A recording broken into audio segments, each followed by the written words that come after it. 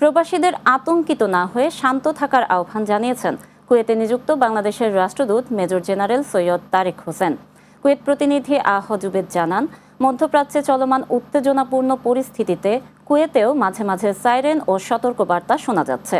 এমন পরিস্থিতিতে প্রবাসী বাংলাদেশিদের ধৈর্য ও সাহস নিয়ে পরিস্থিতি মোকাবিলার আহ্বান জানিয়েছেন কুয়েতে নিযুক্ত বাংলাদেশের রাষ্ট্রদূত মেজর জেনারেল সৈয়দ তারেক হোসেন।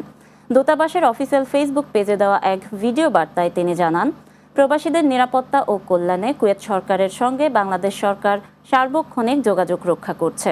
রাষ্ট্রদূত আরও জানান, বাংলাদেশের পররাষ্ট্র মন্ত্রণালয় এবং প্রবাসী কল্যাণ ও বৈদেশিক কর্মসংস্থান মন্ত্রণালয়ের মন্ত্রী ও প্রতিমন্ত্রীরা নিয়মিত কুয়েত দূতাবাসের সঙ্গে যোগাযোগ করছেন।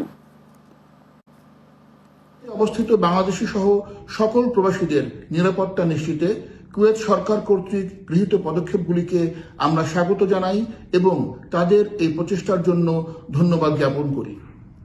আমি আপনাদেরকে নিশ্চিত করছি যে বাংলাদেশ সরকার এবং কুয়েতস্থ বাংলাদেশ দূতাবাস আপনাদের নিরাপত্তা ও কল্যাণের প্রতি সর্বোচ্চ গুরুত্ব আরোপ করে। এই বিশেষ পরিস্থিতিতে কুয়েত প্রবাসী বাংলাদেশিদের জন্য কুয়েতস্থ বাংলাদেশ দূতাবাস কর্তৃক গৃহীত ব্যবস্থাগুলির মধ্যে উল্লেখযোগ্যগুলি হল, জরুরি প্রয়োজনে দূতাবাসে যোগাযোগের জন্য 3টি হটলাইন নম্বর 24 ঘন্টা চালু রাখা হয়েছে।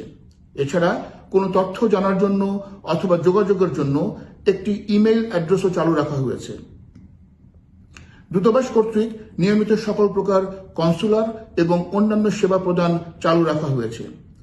দূতাবাসের অফিসিয়াল ওয়েবসাইট এবং ভেরিফাইড ফেসবুক সহ অন্যান্য সোশ্যাল মিডিয়ায় আপনাদের জন্য প্রয়োজনীয় তথ্য এবং কুয়েত সরকারের বিভিন্ন নির্দেশনা নিয়মিত প্রকাশ করা হচ্ছে।